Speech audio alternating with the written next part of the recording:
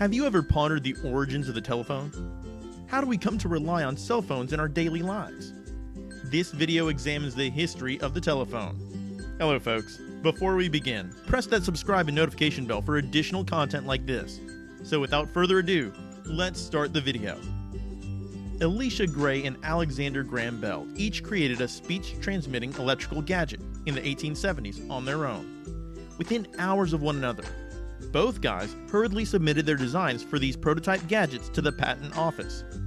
Bell was the first to patent the telephone, and later defeated Gray in court.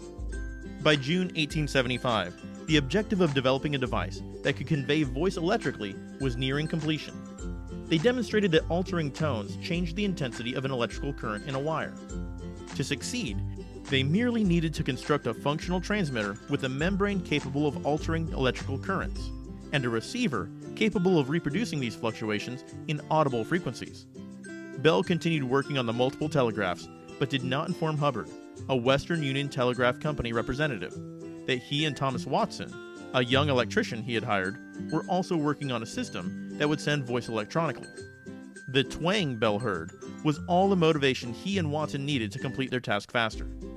They kept working for the following year. Bell described the pivotal moment in his diary. "I then shouted into M the following sentence: 'Mr. Watson, come here. I want to see you.' To my surprise, he said he had heard and understood all I had spoken. The first phone call had been placed."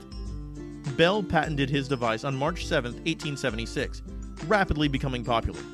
The first regular telephone line from Boston to Somerville, Massachusetts, had been completed by 1877. By the end of 1880, the United States had over 49,000 telephones. The telephone's technology advanced from there. There's something for everyone, from exchanges and rotary dialing through payphones, touch-tone phones, cordless phones, and smartphones. And there you have it, a brief history of the telephone. For more content like this, remember to hit that subscribe button and notification bell.